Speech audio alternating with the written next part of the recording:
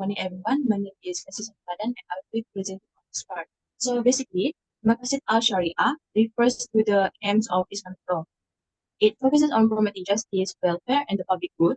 This framework ensures that actions and law are aligned with Islamic principles and benefit both individual and society. So in Islamic jurisprudence, Maqasid al-Sharia plays a vital role. It ensures that law are not just strictly adhered to, but are also applied with justice and fairness. This approach balances strict legal enforcement with broader goals, shaping policies that are equitable, socially beneficial, and sustainable.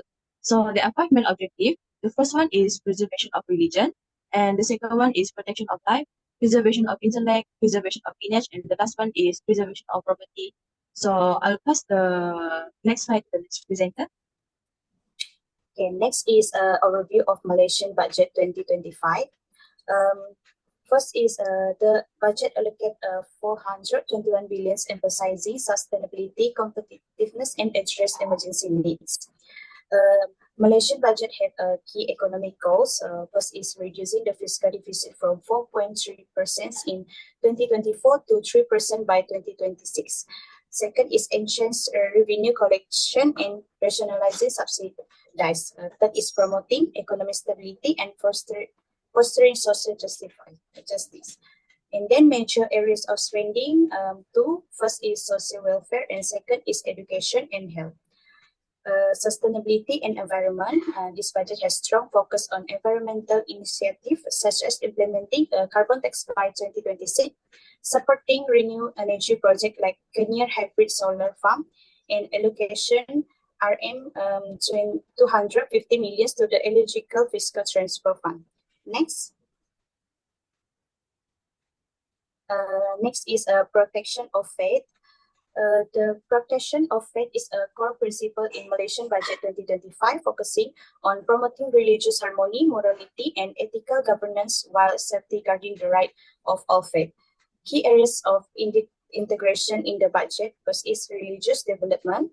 The government has prioritized actions funding for Islamic institutions, include Tahfiz school and religion secondary school.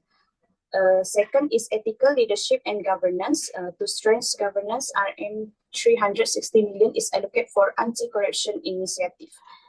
And third is interfaith harmony. To promote unity in a multicultural society. For example, RM 50 million is allocated for the maintain and develop of non-Muslim places of worship. I will pass this present to the next presenter. Next, I will present about the protection of life. The protection of life will need to improve healthcare access. So government need to improving the quality of public medical services such as medical center infrastructure, treatment and medical subsidy, intensive system, quality of professional medical staff and equipment. So government need to allocate of approximately 45.3 billion that has been provided, which covers health center across the country while ensuring wider access to healthcare for rural residents, especially in Sabah and Sarawak. So government usually need to enhance Malaysia's public safety, such as allocate 25 billion to improve the country border control through the use of modern technology. So government need to provide program initiatives that support national unification while avoiding discrimination that disrupt national harmony. So I will pass to the next presenter. Okay, the next is Hifz al-Aqla, which is the protection of intellect, which this what we call it, this emphasize the development, preservation, and fostering of human intellectual potential. So under this, government have allocate 6 initiatives to this intellectual, which is the first one in education, and then the second one is R&D, research and development. Third is artificial intelligence, AI, and fourth, lifelong learning, and fifth, STEM and creative sector, and lastly, digital transformation. For the first one in education, government has allocate 18 billion in public universities infrastructure, and then 7.5 billion for TVET. For R&D, government has allocated 600 million that will be managed by Higher Education and Science, Technology and Innovation Ministry. For AI, government have fund for 50 million, which need a cooperation from UM, UPM, UKM, and USM. For the third one, lifelong learning, where government have a give discount 50% of tuition costs, which for those public employees that have 15 years of services. And the fifth one, STEM and creative sector, government have allocated 74 million to improve STEM and then 24 million to improve creative sector. And the last one is digital transformation, where 500 million for SME, small medium enterprises, and 100 million for digital penjajah grant. So next.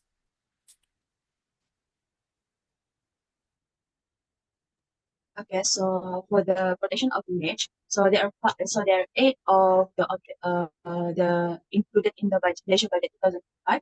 The first one is affordable housing initiative. So the budget allocated like 200 million for low cost housing on worker plans and 100 million for upgrading program perumahan rakyat PR. And then the next one is senior citizen support. So monthly assistance for senior citizen has been increased from 500 to 600. And the third one is child support and protection. So like 700 million has been allocated to enhance early childhood education services. Additionally, child allowance have been increased to 2,250 for children aged 6 and under, and 200 for those aged 7 to 18. And the next one is marriage and family support. So the Sumbangan Tunai Rahmah program received 13 million, benefiting 9 million households with aid of up to 4.6K per household. Furthermore, the SARA program provides 100 month cash assistance to 4.1 million households, helping families meet their daily needs. And next slide. Okay, so for the crime prevention and social safety, the budget prioritizes strengthen national security to protect women, children, and the elderly from exploitation and abuse, ensuring a safer environment for families. And then improve healthcare accessibility. Investment in healthcare infrastructure will ensure families, especially low-income ones, have timely and affordable access to essential medical services and promoting overall well-being. The last one is economic stability for families. It to address financial challenges. The minimum wage will rise from 1.5 to 1.7 in February 2005. Additionally, tax deduction for medical expenses and education related to costs have been increased to reducing the financial strain on families. Pass to the next presenter. Okay, greetings, madam. Now I will present about Hifz al-Mal. Hifz al-Mal, or the preservation of wealth, is a key principle in Islam that promotes economic justice, poverty alleviation, and promotes social stability. It is about safeguarding financial resources and ensuring their ethical use for the betterment of society. For instance, Malaysia exemplifies this through its budget 2025. Initiatives such as Rural Development Program, cash assistance schemes, and subsidy for essential goods. So these efforts align with Hifz al-Mal by addressing wealth inequality and improving the quality of life for underprivileged communities. Next slide. However, Malaysia has structured budget 2025 according to Maqasid al-Sharia. However, there are still challenges persist. For example, taxation. While essential for funding public services, can burden individuals and business if misaligned with fairness principle. Similarly, subsidy reduction for higher income group through aimed at reallocating resources to the needy can create dissatisfaction and strain. Balancing economic growth with equitable wealth distribution remains a test through adherence to Maqasid al-Sharia. Now I'll pass to the next presenter. Next, I will present about the recommendation.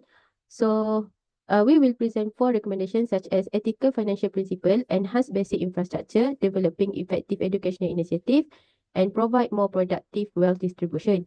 So, for the ethical financial principle, government need to control tax fees based on the zakat distribution system for the low income group.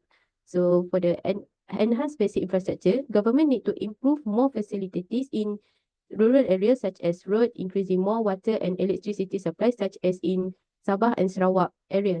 So next, for the developing effective educational initiative, government need to plan for the long-term sustainability of the initiative by securing ongoing funding and support. So the last, provide more productive wealth distribution. Government need to provide financial and social support by conducting awareness campaign social and the implementation of family counselling service center. So the next, for a conclusion. Okay, for the conclusion, I can conclude that Malaysia Budget 2025 serve as a model for integrating Islamic principles into modern governance, because with the continuous refinement and alignment with Maqasid al-Sharia, I believe that this budget can pave the way for Malaysia to achieve greater socio-economic harmony and global competitiveness. That's all from our group 18. Thank you.